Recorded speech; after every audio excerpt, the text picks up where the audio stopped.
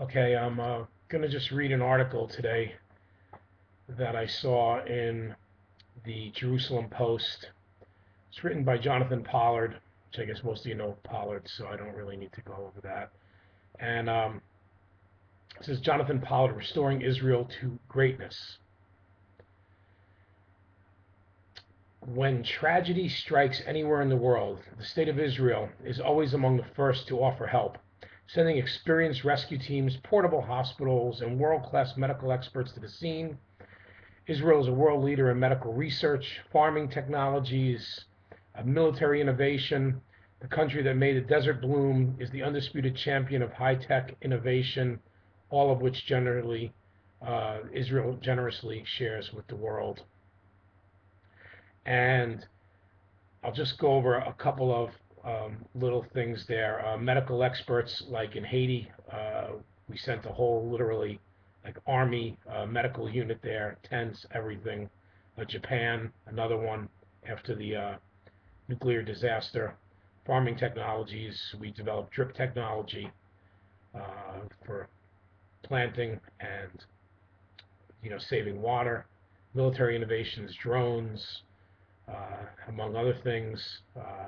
So the list goes on and on. Okay. Unfortunately, when it comes to morale, the state of Israel has the distinction of holding number of world records, which no other country would want. Over the last 6 decades, Israel's leaders and its judiciary have practiced the art of political expedience to such a degree that Israel is now the first and only country in the world to hold the following dubious honors. And he puts honors in quotes. Israel is the only country in the world to ever voluntarily expel its own citizens from chunks of its homeland in order to hand over the land to its enemies. It's the only country in the world to ever to voluntarily destroy the homes and businesses of its own citizens, leaving them shattered lives and broken promises. Gush Katif and Amona, you can look those up. Israel is the only country in the world to ever voluntarily dig up and transport the graves of its own dead so that the land can be turned over to its enemies. The state of Israel also holds the unenviable world records for betraying those who serve the state, including the following. Israel is the only country in the world to restrain its military from rescuing a wounded soldier for fear of provoking the enemy and risking approval ratings of the world. The soldier injured by the enemy's gunfire at the holy Jewish site slowly bled to death needlessly while the IDF stood by, watched, and listened.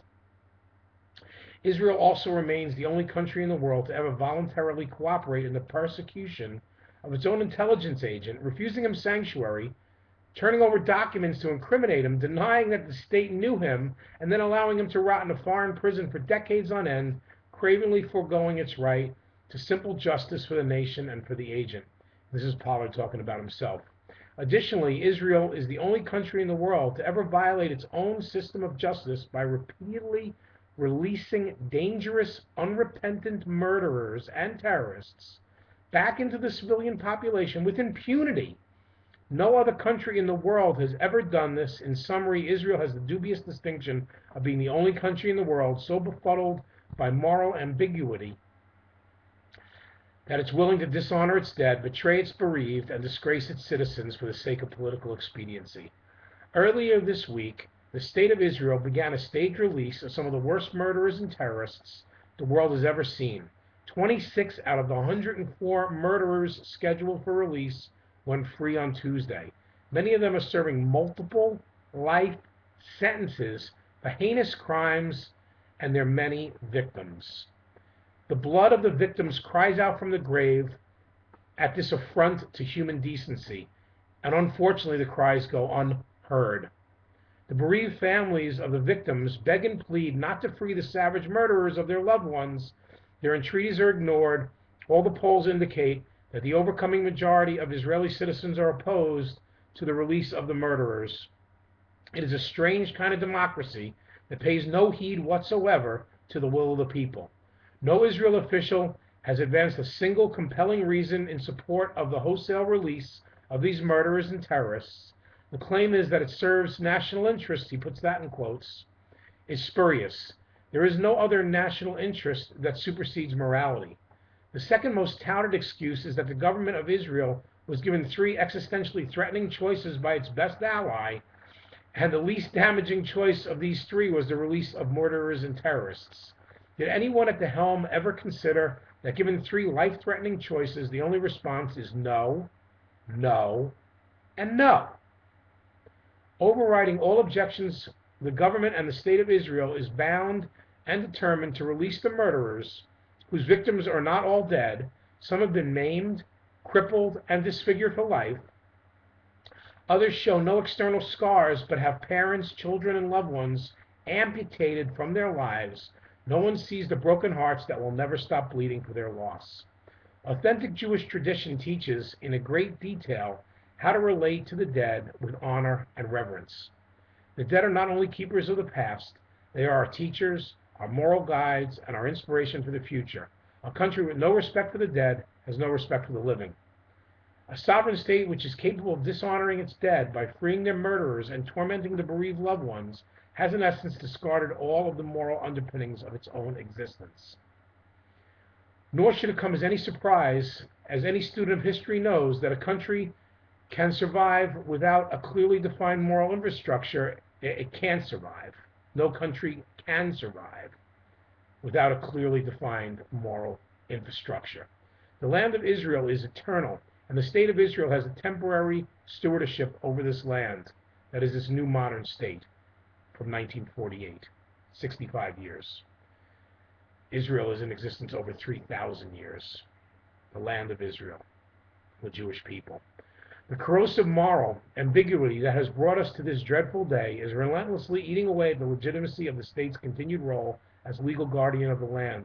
The prognosis is dire. Only a reawakening of national resolve and a rebirth of ethical politics rooted in national self-respect, moral rectitude, and the courage and conviction that can guarantee the future. No political process devoid of these fundamental values will ever end the agony or the fear for the state of Israel. It is time, clearly time, for historic restoration. And that is a letter by Jonathan Pollard, who is writing this from jail. I went on the federal website. His scheduled release date is after 30 years in prison. He was sentenced under the old federal laws, which give the release date of a life sentence as 30 years, November of 2015. So you can see that yourself on the website, federal website. I'm going to put a link to this article so you guys can see that as well. And I couldn't have said it better myself. So I thank Mr. Pollard. One day hope to get to meet him.